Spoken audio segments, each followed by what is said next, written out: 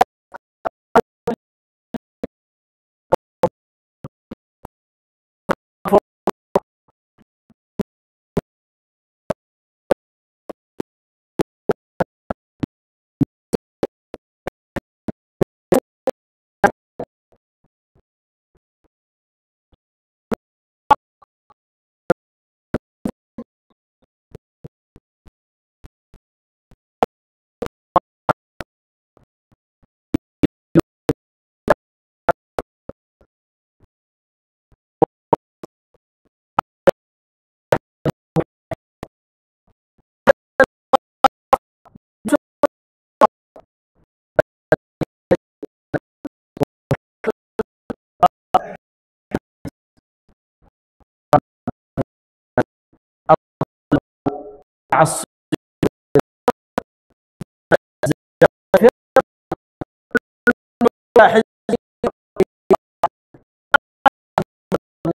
لا تأتي هنا إلى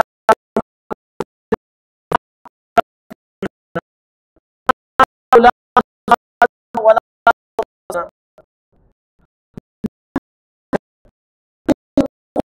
لو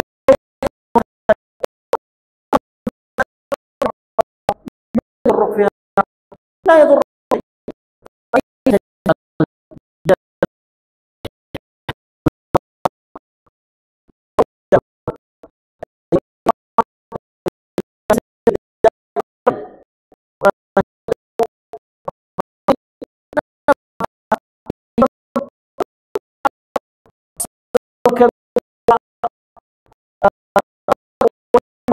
من على هذه سيزول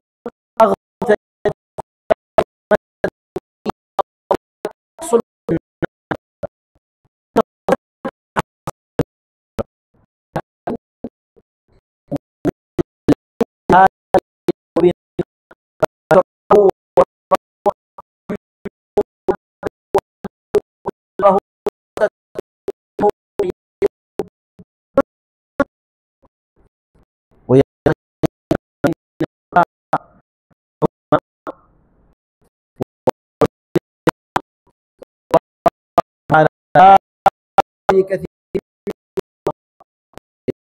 بصدق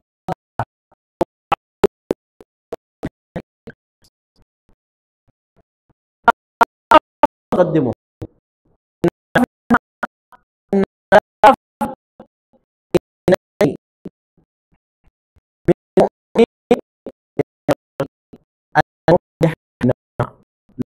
بأنك النار تعل تحرق الضرس، فإن الفتنة تبدأ قليلة صغيرة ثم تزال تكبر تكبر تكبر حتى لا يقوم أمامها شيء. تدرك الأمر قبل فواته وقبل فوات الأوان وتعذر الإصلاح. فإذا رأينا شيئا من الخلاف بين إخواننا ينبغي أن نصلح، وينبغي للمتخالفين أيضا والمختلفين ومن بينهم شيء من الشحناء أن يستعيذوا بالله من الشيطان الرجيم، وأن يقدموا مصلحة الدين والعقيدة والتوحيد والمنهج على المصالح الشخصية. قدم الشيء الذي يجتمع به الناس، لا تقدم مصلحتك الشخصية لأجل فلان تعادي كل من كان معه وتهجره وتهجر طريقه، وربما عياذا بالله يتكلم فيه وفي عقيدته وفي منهجه وهو ليس كذلك، ربما كذبا وزورا. نعم المخطئ لا نقبل منه خطأه، لكن لا ينبغي أن نتجاوز حدود الشرع. أنا خاصمتك، خذ حقك واعطني حقي، وتبقى الألفة والمحبة في القلوب. دائما نوصي أنفسنا ونوصي إخواننا بوصية رسول الله صلى الله عليه وسلم في الحديث الصحيح عند الإمام البخاري رحمه الله تعالى، حديث أبي هريرة: جاء رجل إلى النبي صلى الله عليه وسلم فقال: يا رسول الله أوصني، أوصني، يطلب من الرسول أن يوصيه. قال له النبي: لا تغضب. ذهب وجاء من جهة أخرى وقال: أوصني، فقال له: لا تغضب. وكررها مرارا وهو يطلب الوصية والنبي يقول له: لا تغضب. لماذا؟ لأن الغضب خراب كل شيء. يبقى الرجل الحليم حليما والحكيم حكيما والعاقل عاقلا، فإذا غضب ذهب عقله. وقد يأتي بأشياء لو كان عقله صحيحا سليما لما رضي من نفسه أن يكون كذلك. يتحول من ذلك الرجل اللطيف الطيب ذو القلب الرحيم الرقيق إلى رجل عنيف شديد غليظ. والنبي صلى الله عليه وسلم يقول: أبغض الرجال إلى الله الألد الخصب، يعني شديد الخصومة الذي يخاصم بشدة. فحقك خذه، لكن بالحكمة باللطف باللين. مجرد أن تنحل المشكلة كل شيء في قلبك لا ينبغي أن يبقى بغضا أو حقدا أو حسدا أو شيئا من ذلك، وإنما نحن إخوة نجتمع على الدين، وسنفارق هذه الدنيا بما جنيناه فيها من خير أو شر.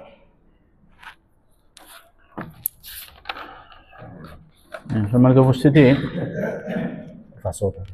মাশায়েখগণ, এরপরে আমাদের সম্মানিত শায়েখ যে বিষয়টি তিনি বলেছেন, অনেকগুলো বিষয় বলেছেন এবং প্রত্যেকটা বিষয় যদি এক একটা করে বক্তব্য দেওয়া যায় তাহলে যথেষ্ট। অনেকগুলো বিষয় এবং মূলনীতি এ ব্যাপারে আল ওয়ালা ওয়াল বারার ক্ষেত্রে মূলনীতি এই বিষয়গুলো তিনি বলেছেন, এবং বিশেষ করে যে আয়াতটি তিনি তেলাওয়াত করেছিলেন ওয়াতাসিমু বিহাবলিল্লাহি জামিআ, এই আয়াতের উপরে। তো তিনি বলছেন যে আমাদেরকে যে আল্লাহ রাব্বুল আলামিনের কোরআন, নবী মুহাম্মদ সাল্লাল্লাহু আলাইহি সাল্লামের সুন্নাত এর যে ইতিসামের কথা বলা হয়েছে, ওয়াতাসিমু ইতিসামের কথা বলা হয়েছে, এই ইতিসামের আমাদেরকে অবশ্যই এর বাস্তবায়ন করতে হবে, এবং এটা আমাদের বাস্তবায়ন করা সকলের প্রতি এটা হচ্ছে অপরিহার্য। এবং এই আয়াতে সাহাবাদের সেই চিত্র, তাদের যে সমস্যা ঘটেছে এবং কিভাবে সেটাকে সমাধান করা হয় এই বিষয়গুলো এই আয়াতে স্পষ্টভাবে উল্লেখ করা হয়েছে। তো উনি বলছেন যে এর বাস্তবায়নের যে অনেকগুলো অবস্থা হতে পারে, তার মধ্যে একটি অবস্থা হলো যে আমাদের কোনো মুমিন ভাইয়ের যখন কি হয়, তার যখন কল্যাণ যখন তার হয়, তখন ভালো হয়, উন্নতি হয়, তার কিছু জীবনে দেখলাম যে ভালো কিছু হয়েছে, তখন আমাদেরকে কি করা, আমাদের আনন্দিত হয়, তার এই আনন্দে আনন্দিত হয়। এটা একটা হলো কি যে ইতিসাম, তাহলে কি একটা তাতবিক। আর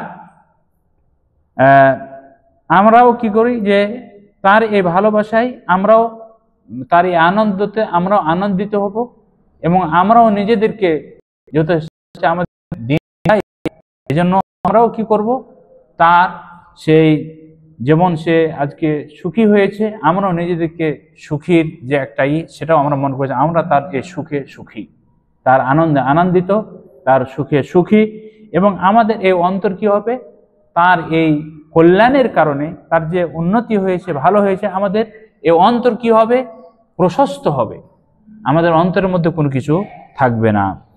এবং আমরা আল্লাহর কাছে দোয়া করব যে আল্লাহ রাব্বুল আলামিন তাকে যেমন এই কল্যাণ দিয়ে তাকে কি করেছেন, সুখী করেছেন, তার উন্নতি করেছেন, আমাদেরকে যেন আল্লাহ রাব্বুল আলামিন তিনি এভাবে কল্যাণ দান করেন, এবং এভাবে আল্লাহর কাছে আমরা এই রিজিক চাইব, তার অনুগ্রহ কামনা করব। এরপরে উনি বলছেন যে আমাদের একই আকীদা এবং একই মানহাজের উপরে হতে হবে, এর বিকল্প কিছু নেই। তার কারণ নবী মুহাম্মদ সাল্লাল্লাহু আলাইহি সাল্লাম যে রিসালা এবং নবীদের যে রিসালা, তার যে হাদাফ ছিল, উদ্দেশ্য ছিল কি, যে তাদের ভ্রান্ত আকীদা থেকে তাদেরকে মুক্ত করে সহি আকীদায় তাদেরকে কি করা, তাদেরকে পথ দেখানো। এবং সকলেই ভ্রান্ত আকীদাকে তারা কি করে, তারা সেই পরিত্যাগ করে একই আকীদা, একই মানহাজ এর উপরে প্রতিষ্ঠিত থাকবে। এটাই ছিল সালাতের হাদাফ এবং রব্বুল আলামিন তার হচ্ছে নবী রাসূলদেরকে পাঠানোর উদ্দেশ্য। তো উনি বলছেন যে আমরা যদি এই মুমিন ব্যক্তির জন্য যদি আমরা আমাদের এই অন্তরকে যদি কি করি, প্রশস্ত করি, তার ভালো যখন হবে, আমরা যদি তার ভালোতে আনন্দিত হই, এবং তার যখন দুঃখ বেদনা হয় তখন যদি আমরা তার বিপদ না হয়ে এদের একই হওয়ার জন্য যদি কি করি, তার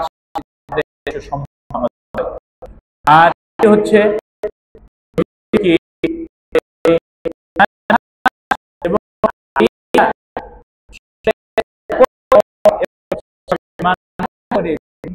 থাকা অন্য একটি মাধ্যম হচ্ছে আমাদের এই মাদ্রাসাগুলোর অবস্থান, আমাদের আলেম ওলামাদের অবস্থান, আমাদের কি বলছে যে যারা দাঈ আল্লাহর দ্বীনের পথে কাজ করছে তাদের এই অবস্থান, তাদের সেই যে দায়িত্ব পালন করে, তারা যে আল্লাহ রাব্বুল আলামিনের পথে কাজ করে, এর মাধ্যমে তাদের সেই সহি দাওয়াতের মাধ্যমে মানুষ তারা কি হবে, একই আকীদা, একই মানহাজের প্রতি তারা প্রতিষ্ঠিত থাকবে।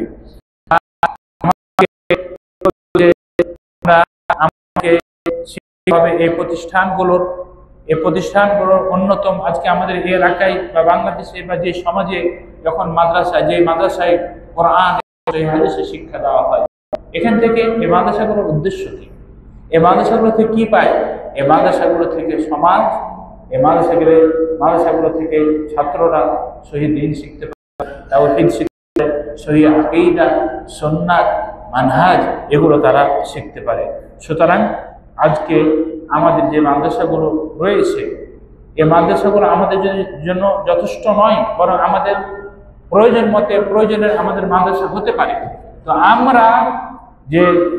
আমরা হচ্ছে আহলুল হাদিস, আমরা একই আকীদার অনুসারী, কিন্তু ক্ষেত্র বিশেষে আমরা দেখতে পাই যে আমরা এক মাদ্রাসা আর এক মাদ্রাসাকে আমরা সহ্য করতে পারি না।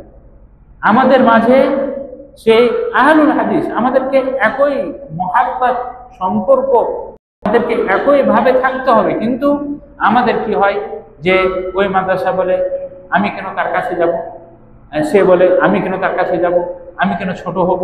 হ্যাঁ, এই যে একটা বিদ্বেষ এবং একজন আরেকজনকে আমরা যে কি করি এভাবে মানে উপেক্ষা করে চলি এবং দূরত্ববাজি করি, এটা আহলে হাদিস আমাদের কখনো এটা কাম্য নয়। এবং আমাদেরকে এই সমস্ত কিছু এগুলো আমাদেরকে পরিত্যাগ করতে হবে। এজন্য তিনি বলছেন যে যখন যখন কোনো জায়গাতে একটি প্রতিষ্ঠান প্রতিষ্ঠিত হবে, যে প্রতিষ্ঠানের উদ্দেশ্য হচ্ছে আল্লাহ রাব্বুল আলামিনের এই তাওহীদকে কি করা, বাস্তবায়ন, তখন আমরা খুশি হব না আমরা কি বলছে আমরা সেখানে তাদের প্রতি হিংসা বিদ্বেষ বা আরো কিছু আমাদের অবস্থান হবে না, এটা কখনো হতে পারে না। বরং আমরা আহলুল হাদিস, আমরা নবী মুহাম্মদ সাল্লাল্লাহু আলাইহি ওয়াসাল্লামের অনুসারী, আমরা সেই প্রতিষ্ঠানের জন্য আমরা কল্যাণ চাই, সে প্রতিষ্ঠানের আমরা উন্নতি চাইব। বরং আমাদের যদি সেটাকে সহযোগিতা করার প্রয়োজন হয় তাহলে আমরা কি করবো, আমাদের উচিত হবে সেটাকে কি করা, সহযোগিতা করা। কিন্তু এর বিপরীত আমাদের দ্বারা কখনো কাম্য নয়। তিনি বলছেন যে আমি কিছু কিছু দেশ কিছু জায়গাতে আমি দেখেছি, সেখানে হলো কি দেশে আমি গেছি দেখেছি যে তারা একই মানে সকলেই হচ্ছে সহি আকীদা, মানে তারা হচ্ছে সকলে সহি আকীদার অনুসারী। এমনকি মাদ্রাসাগুলোতে যে সিলেবাস পড়ানো হয় সব সিলেবাস হচ্ছে একই, মানে সিলেবাসে কোনো নেই ভিন্ন কিছু নেই, একই সিলেবাস সব জায়গাতে পড়ানো হচ্ছে। কিন্তু তাদের ব্যক্তিগত হিংসা বিদ্বেষ এবং স্বার্থের কারণে একজন আরেকজনকে মেনে নিতে পারে না, একজন এবং আরেকজনের কাছে কখনো যাই না। এটা আমি দেখেছি, এটা আমি দেখেছি এবং এটা আমার অভিজ্ঞতার কথা বলছি। এবং বলে যে কেন ওখানে তুমি যাবে, ওখানে যেতে পারবে না, আমাদের এখানে থাকতে হবে, ওখানে যাওয়া যাবে না, হ্যাঁ ওখানে যেতে দিব না। বিভিন্ন এই প্রশ্নগুলো এগুলো ঘটেছে আমি যেহেতু বিভিন্ন জায়গায় বিভিন্ন দেশ যাই, একথা তিনি বলছেন। সুতরাং এই সমস্ত কিছু যে আমাদেরকে এগুলো পরিত্যাগ করতে হবে এবং এগুলো আমরা হচ্ছে আহলুল হাদিস এ ধরনের কাজ কখনো নিজেদের একজন আরেকজনের বিদ্বেষ, নিজেদের স্বার্থের জন্য কাজ, হ্যাঁ নিজের বিন্দুমাত্র কোনো নিজের ব্যক্তিগত স্বার্থকে কেন্দ্র করে এভাবে করা কখনো এভাবে হবে না। বরং আমাদের স্বার্থগুলোকে সবগুলোকে পরিত্যাগ করে দিয়ে, এগুলোকে পিছনে ফেলে দিয়ে আমি কোন বিষয়টাকে প্রাধান্য দিব আমার দ্বীনি ভাইদের, যে তারা যে আমাদের দ্বীনি ভাই, আমরা যে সকলে যে একই আকীদার আমরা অনুসারী, আমাদের উদ্দেশ্য হবে একই, যে আমরা সকলে একই সেই পতাকা তলে আমরা একত্রিত হয়ে দ্বীনের খিদমত করব, সহি আকীদার আমরা প্রসার ঘটাবো। এটা হচ্ছে আমাদের করণীয় এবং এভাবে আমাদের কাজ হবে। সম্মানিত উপস্থিতি, উনি বলছেন যে এই যে হিংসা বিদ্বেষের মধ্যে একটি হিংসা বিদ্বেষ এভাবে হয়, সেটা হলো যে তিনি একটি আমাদের চিত্র, যে যদি কোনো মাদ্রাসা যদি মুআদালা হয়, কথার কথা কোনো মাদ্রাসাতে কি হয়, মুআদালা হয়, আর এই মাদ্রাসা থেকে যদি কি হয় মদিনা ইউনিভার্সিটিতে যায়, তখন আমরা কি করি, সে মাদ্রাসা কেন মুআদালা হবে, কেন ছাত্র যাবে, যেন ছাত্র যেন না যায়। অনেক সময় আমাদের এই যে অন্তর পরিষ্কার পরিচ্ছন্ন না হওয়ার কারণে আমাদের এই অন্তরে এগুলো জল্পনা কল্পনা করে। তো এগুলো আমরা আহলুল হাদিস এ সমস্ত বিষয় দিয়ে আমাদের কি করতে হবে, পরিত্যাগ করতে হবে। বরং আমাদের ওয়াজিব হচ্ছে নবী মুহাম্মদ সাল্লাল্লাহু আলাইহি ওয়াসাল্লামের তার সুন্নাতকে কি করা, আঁকড়ে ধরা, তিনি যে আদর্শ নিয়ে এসেছেন সেই আদর্শকে কি করা, অনুসরণ করা। তাহলে আমাদের সফলতা আসবে। এবং আল্লাহর কাছে আমরা দোয়া করি যে আল্লাহ রাব্বুল আলামিন তিনি আমাদের মাঝে যে এই ধরনের ব্যাধি রয়েছে, এই ব্যাধি থেকে আমাদেরকে যেন আল্লাহ রাব্বুল আলামিন তিনি কি করেন, তিনি আমাদেরকে যেন কি করেন, মুক্ত করেন। তারপরে তিনি বলছেন যে আমরা যদি দেখি এই যে কি বলছে যে আমি আমার ভাইয়ের জন্য সর্বদা ভালো চাইব, কখনো খারাপ চাইব না, সর্বদা ভালো চাইব। আমি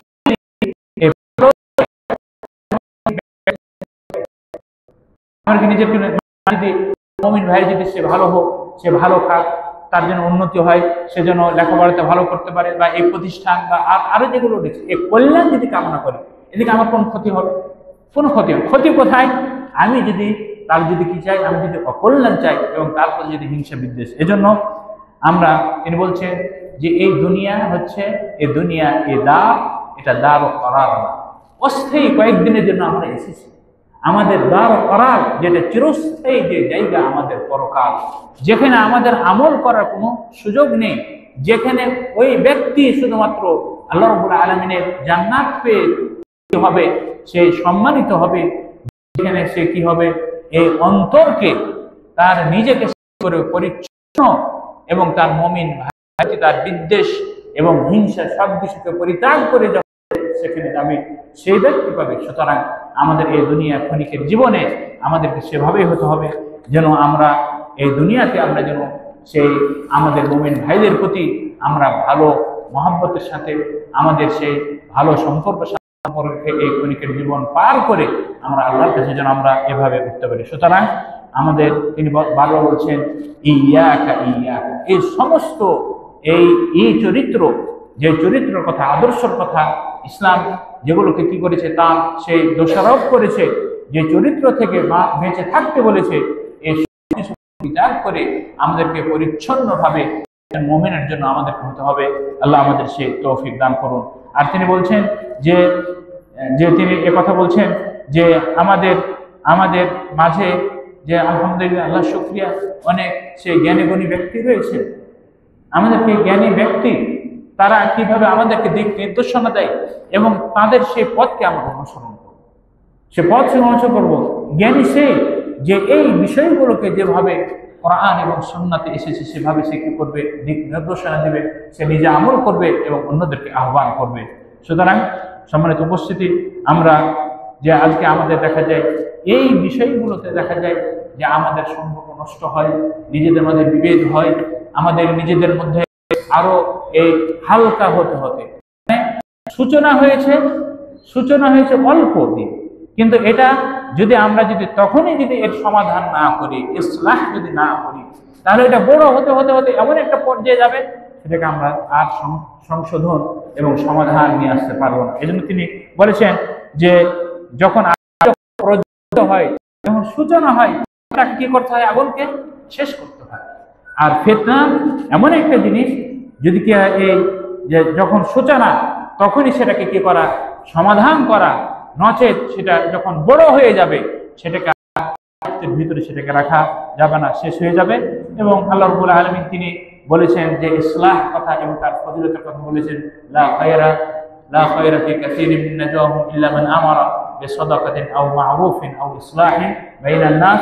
সুতরাং আমাদের মধ্যে যারা আমরা ওকালা রয়েছি, আল্লাহ রাব্বুল আলামিন যাদেরকে এই অবস্থানে এই সম্মান দিয়েছেন, আমরা যেন আমাদের এই নিজেদের মাঝে যে সমস্যাগুলো, এই বিভেদ, এই হিংসা বিদ্বেষ, আর এর কারণে যা আমাদের এর প্রতিফল হিসেবে, প্রভাব হিসেবে, প্রতিক্রিয়া হিসেবে যেগুলো ঘটছে, এগুলো আমাদের মাঝ থেকে দূর করা আল্লাহ রাব্বুল আলামিন তিনি আমাদেরকে এভাবে তৌফিক দান করুন।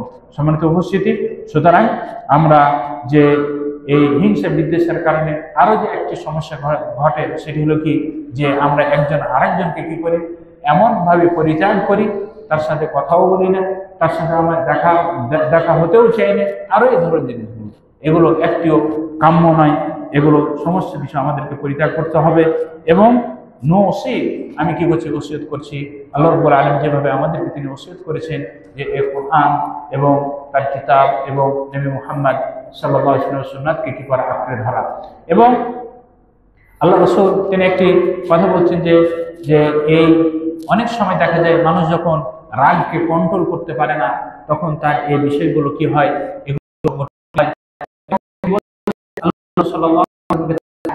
এক ব্যক্তি এসেছিলেন এবং সে রাগান্বিত হয়ে রসুলকে বলছেন আমাকে ওসিয়ত করেন।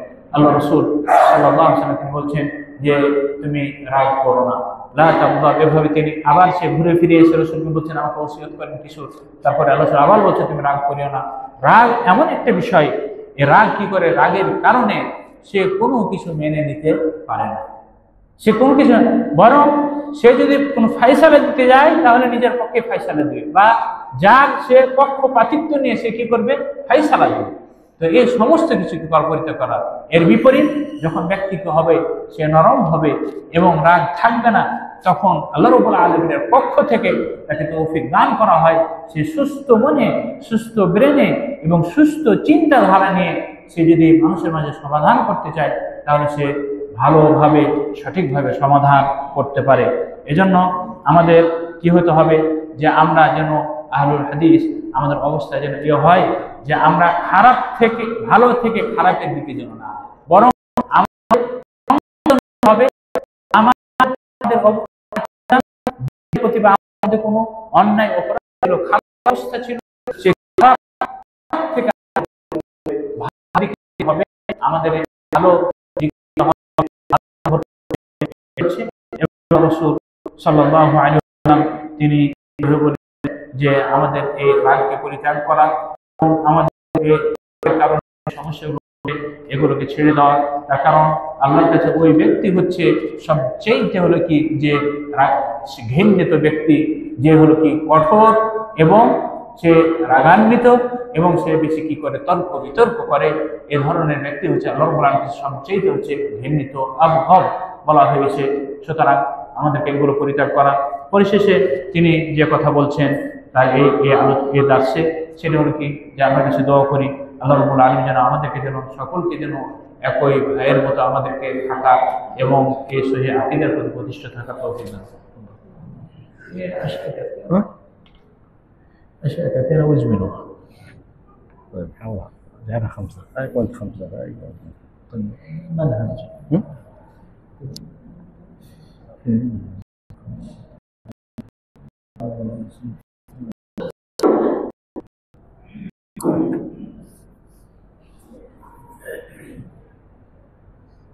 أيها الإخوة، أنا رجل منكم، يعني أنا علاقتي وصلتي بأهل الحديث قديمة من أيام الدكتور عبد الباري رحمه الله تعالى، ولذلك لا تستغربون أنا أتكلم أحيانا عن بعض الأشياء التي أنا رأيتها بنفسي ولمستها بين إخواننا من أهل الحديث. هنا أمر مهم جدا وهو سبب من أسباب الفرقة والاختلاف، ألا وهو اختلاف المناهج. نعم الجمعية اسمها جمعية أهل الحديث لا شك في ذلك، لكن هذه الجمعية أو أهل الحديث عموما قد يدخل فيما ليس منهم، كما دخل في أمة محمد أيام رسول الله صلى الله عليه وسلم المنافقون. دخل المنافقون بين المسلمين لأنهم يبغضون الإسلام ولا يريدون الإسلام أن ينتشر ولا يريدون المسلمين أن يكونوا أقوياء، فبدأوا بالنفاق يظهرون الإسلام والدين والتصديق وهم يبطنون في قلوبهم الكفر والغل والحقد على المسلمين، ويتمنون أن لا يصل المسلمون إلى ما وصلوا إليه. قال الله: إذا جاءك المنافقون قالوا نشهد إنك لرسول الله والله يعلم إنك لرسوله والله يشهد إن المنافقين لكاذبون، إلى آخر الآيات. سورة كاملة المنافقين وأوصافهم في القرآن من سورة البقرة إلى آخر القرآن تجد أخبارا لهؤلاء المنافقين لضررهم وشرهم.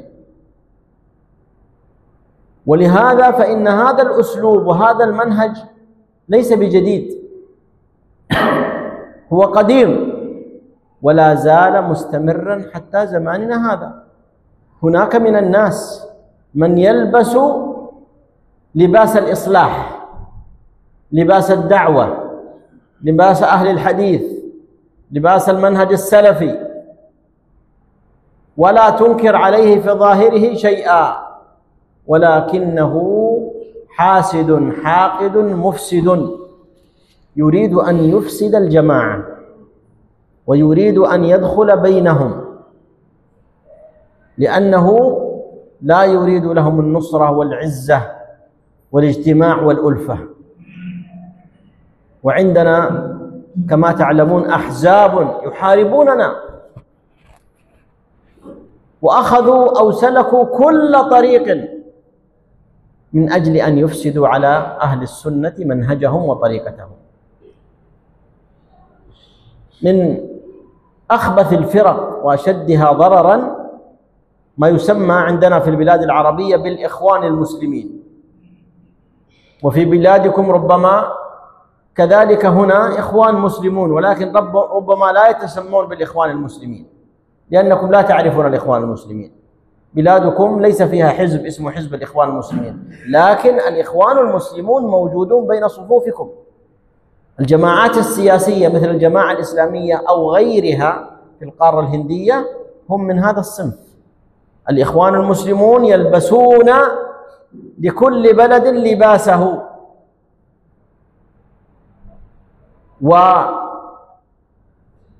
ومنهجهم في ذلك: ودارهم ما دمت في دارهم، وأرضهم ما دمت في أرضهم.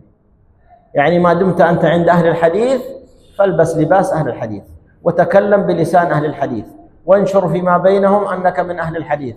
ولكن وفي الحقيقة يأتي إلى فلان إلى فلان إلى فلان، ثم يشيع الفتن بين الناس وينشر المذهب الفاسد، المذهب السياسي بينهم، ويفرق الجماعة. فأي شخص تجدون منه هذا المذهب أو هذا المنهج البعيد عن منهج السلف فاحذروه وحذروا منه. لا نتركه يعيث في الأرض فسادا ويفسد بيننا أو نصغي بآذاننا له، وإنما نحن نستمسك بالكتاب والسنة ومنهج علماء الأمة، والحمد لله نستطيع أن نحصل على المعلومة الصحيحة في وقت يسير. ما نحتاج أن نرحل إلى الجزيرة، إلى المملكة العربية السعودية أو غيرها من بلاد المسلمين ممن فيها العلماء حتى نعرف هذا منهج السلف ولا ليس منهج السلف. الكتب موجودة، تسجيلات موجودة، البحوث موجودة، الكتابات موجودة.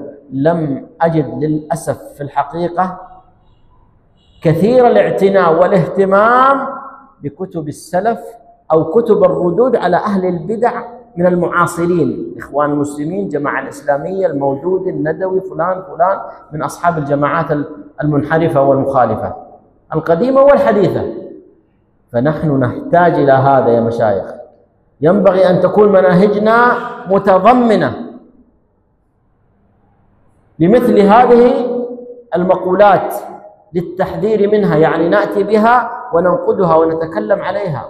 فإذا سمعنا من يتكلم قد لا يتكلم أمامنا، هو يتظاهر أمامنا بأنه من أهل الحديث، لكن إذا خلا برجل قائد، رئيس، مدير مدرسة وغير ذلك، يأتي ويوسوس له: ابعد فلان، ائتي بفلان، افعل كذا افعل كذا، مما يخالف منهج السلف. فينبغي ألا نحتقر مثل هؤلاء الأشخاص. يقول ما عليك منه، خليه يقعد بيننا، هذا في المستقبل سيفسد. تعرفون سد مأرب؟ سمعتم عنه؟ سد مأرب هذا كان في اليمن، سد عظيم ضخم جدا كبير. ما الذي خرقه وأفسده؟ فأرة. تعرفوا الفار؟ وش يسموا الفار عندكم؟ يدور. ها؟ يدور عرس. حفرت في السد حفرة صغيرة، دخل الماء معها، أفسدت السد كله وانهدم السد. أراد الله ذلك. فنحن لا نسمح للفئران أن يدخلوا بيننا أو يفسدوا جماعتنا أو يهدموا سدنا. ينبغي أن نكون على قلب رجل واحد. رجل عرفته بالسلفية من 30 سنة 20 سنة، لا يجوز أن يأتي واحد ولد أمس ثم يفسد علينا فلان يقول هذا ليس بسلفي، أو يأتي واحد مجهول لا نعرفه بسنة ولا بعقيدة ولا منهج ولا دعوة ولا شيء، حريص على المناصب وحريص على المال وحريص على الدنيا وحريص على الحطام، ثم يأتي ويصبح شيخ عندنا كبير. حتى لو جعلناه شيخا كبيرا يعني بمعنى قائدا أو مديرا، لكن لا ينبغي أن نصدقه أو نطيعه في كل شيء، لأن بعض الناس يتجاوز حدوده أنت مدير أو رئيس أو صاحب بقالة أو دكان أو تاجر، لك حق أن تتكلم فيما لا يتكلم فيه إلا العلماء، هذا للعلماء. ولذلك ينبغي أن نتعاهد جميعا، والرسالة ليست لكم وإنما لكل من بلي بشيء من هذا، أن تكون المرجعية هم العلماء وليس فلان أو فلان. لا رئيس جمعية ولا مديرها ولا الأمين العام ولا في المدرسة أو في الجماعة أو الجمعية أو في كل شيء، ليسوا هم مراجع في الأمور الشرعية، وإنما هم للتنظيم والترتيب فقط. وأما الأمور الشرعية، وأن هذا الكتاب على منهج السلف أو هذا الشيخ على منهج السلف أو هذا سلفي أو هذا غير سلفي، فهذا إنما هو للعلماء. ولذلك قبل أن نعمل أي شيء أو نستضيف أي شيخ أو نأتي بأي زائر ينبغي أن نعرف هل هو سلفي ولا غير سلفي، لأن الإفساد يأتي من هذا الباب. الكلام طويل وفي قلبي شيء كثير أريد أن أقوله لكم، لكن الوقت يمنعنا من ذلك، ولا أريد أن أطيل عليكم، وإنما هي نصيحة ووصية لعلكم فهمتم مرادنا ومقصودنا منها. أسأل الله أن يعصمنا وإياكم من الفتن ومن دعاة السوء ومن المفسدين، وأن يوحد صفوفنا وأن يؤلف بيننا وأن يصلح ذات بيننا. سبحانك اللهم وبحمدك، أشهد أن لا إله إلا أنت، أستغفرك.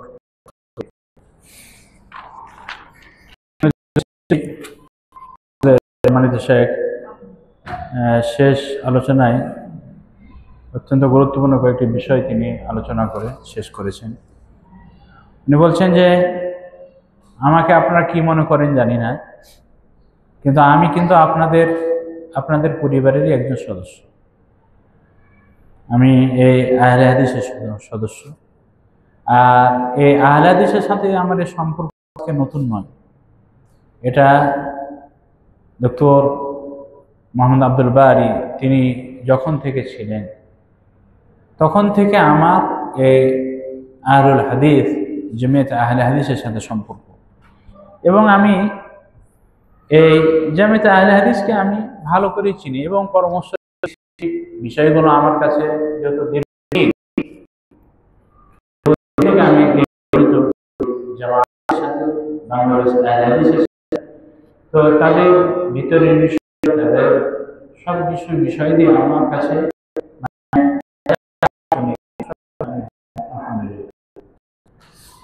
তা আজকে যে এই যে আমরা আহলুল হাদিস তথা সহিহ আকীদা অনুসারী এবং আমরা মানি, তো এই সহিহ আকীদা আজকে যে আহলুল হাদিসদের মাঝে যে এই ভ্রান্ত কিছু প্রবেশ করেছে বা আহলুল হাদিসেরা কিছুর দ্বারা তারা প্রভাবিত হয়েছে, এটা এভাবে হয়েছে যে আমরা আমাদের এই সংগঠনের ভিতরে অন্য আকীদার মানুষ তারা আমাদের আহলে হাদিসের লিবাস ধরে প্রবেশ করেছে, এবং এই লিবাসে প্রবেশ করে তারা তাদের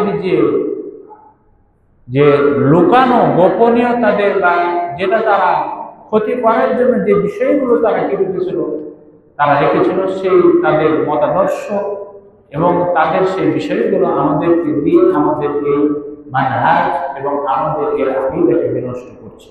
এবং তিনি উদাহরণ দিয়েছেন রাসূল সাল্লাল্লাহু আলাইহি ওয়াসাল্লামের সময় মুনাফিকরা তারা কিন্তু মানে মুসলমানদের মাঝে প্রবেশ করেছিল মুনাফিক নাম দিয়ে নয়, কি নাম দিয়ে? মুসলমান, যে আমরা মুমিন, আমরা ঈমান এনেছি। এবং সূরাতুল মুনাফিকুন আল্লাহ তাআলা বলেছেন, ইযা জাআকাল মুনাফিকুনা ক্বালু নাশহাদু ইন্নাকা লারাসূলুল্লাহ ওয়াল্লাহু ইয়ালামু ইন্নাকা লারাসূল ওয়াল্লাহু ইয়াশহাদু ইন্নাল মুনাফিকিনা লাকাযিবুন। তো তারা মুসলমানদের ক্ষতি করতে এসেছিল মুসলমান নাম দিয়ে, মুসলমানদের পোশাক পরে, আর তাদের যে মানে তাদের ক্ষতির বিষয় দিয়ে এবং তাদের এই বিষয়গুলো আল্লাহ রাব্বুল আলামিন কোরআনে অনেক উল্লেখ, সূরাতুল বাকারা থেকে নিয়ে শেষ পর্যন্ত তাদের উল্লেখ করেছেন বিষয়গুলো। মুনাফিকদের এই চক্রান্ত, তাদের উদ্দেশ্য, তাদের সবকিছু ছন্দবেশ এবং তারা কি ক্ষতি করতে চেয়েছে, কি করেছে। কিন্তু আল্লাহ রাব্বুল আলামিন তিনি কি করেছেন, তার নবী মুহাম্মদ সাল্লাল্লাহু আলাইহি সাল্লামকে তাদেরকে সতর্ক এবং তাদের সব কিছু বিষয় দিয়ে বলেছেন। তো এখন বিষয় হলো যে আমাদের আকীদার তাওহীদ অনুসারী আমাদের মাঝে যারা আসছে তারা এই পথ দিয়ে এটা যেন না মুনাফিক যারা ক্ষতি করতে চেয়েছিল তারা শেষ, আর কেউ ক্ষতি করার নেই। আল্লাহ রাসূল সাল্লাল্লাহু আলাইহি ওয়াসাল্লাম যে আকীদা, যে দিন সহি দিন, সেই দিনের যেমন তার জীবিত অবস্থায় মুনাফিকরা ক্ষতি করতে চেয়ে, তখন যদি ক্ষতি যারা করতে চায় তারা যদি সেই সময় ক্ষতি করতে চায়, তাহলে এখন যারা ক্ষতি করতে চায় এদের সংখ্যা এবং এদের পদ্ধতি এবং তাদের চক্রান্ত আমি এবং আপনি ধরতে পারবো না। সে সময় ওহী দিয়ে আল্লাহ রাসূলকে অবহিত করা হয়েছিল, কিন্তু আমাদেরকে অবহিত করবে।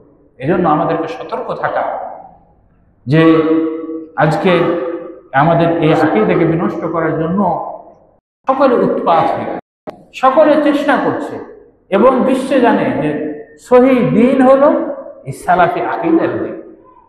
সহি দিনের অনুসারী হলো যারা এই সালাফি আকীদাকে অনুসরণ করে। সুতরাং এদেরকে যদি নষ্ট করতে পারা যায় তাহলে আমরা সফল।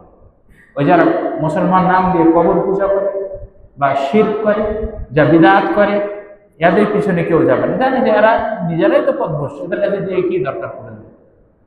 কিন্তু তার এজন্য আমাদের এই সালাফি মানহাজ, সালাফি আকীদার সবচেয়ে বড় শত্রু আজকে যারা আমাদের আরব কান্ট্রিতে এক দল রয়েছে যারা মুসলমানের নাম দিয়ে ছদ্মবেশী যাদেরকে আমরা ইখওয়ানুল মুসলিমিন বলি, যারা ইসলামকে তাদের স্বার্থে ব্যবহার করে সহি আকীদাকে শেষ করার জন্য সমস্ত কিছু করেছে। বরং তিনি বলছেন যে আমাদের দেশে তারা আমাদের এমন কোন পথ নাই যে পথ দিয়ে আমাদের সাথে যুদ্ধ করে। কারা? ইখওয়ানুল মুসলিমিন কি আমাদের বাংলাদেশে, এরা সারা বিশ্বে কাজ করছে, শুধু সে আরব কান্ট্রিতে নয়, বাংলাদেশে আছে, ইন্ডিয়াতে আছে, পাকিস্তানে আছে। এদের নাম কি?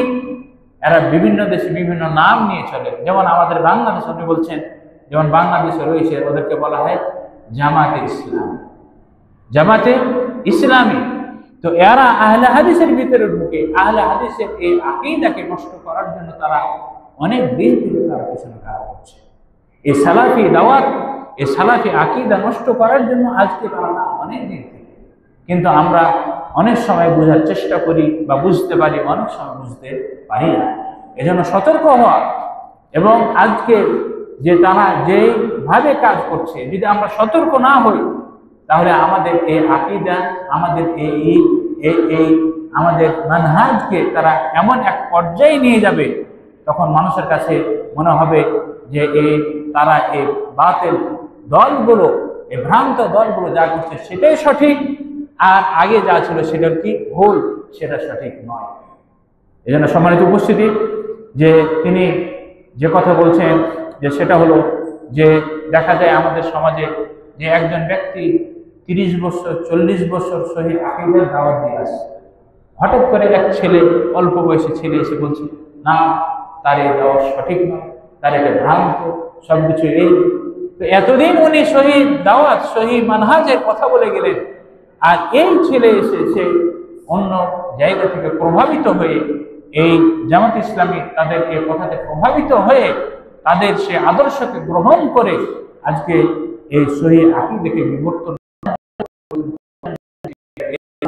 সে আজকে আন্দোলন এবং সে এভাবে সে এটিকে গ্রহণ করে আমাদের মাঝে দ্বন্দ্ব এবং আমাদের সে হককে বাতিলের সাথে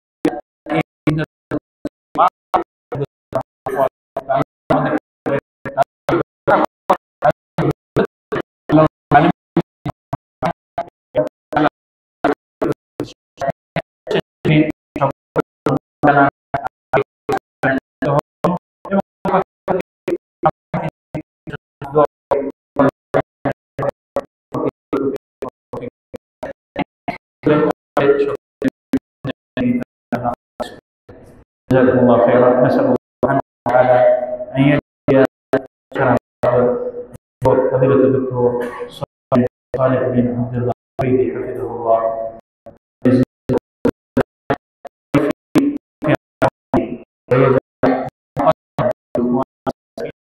من نصيحة توجيه في حسناته وفي فيه علمه في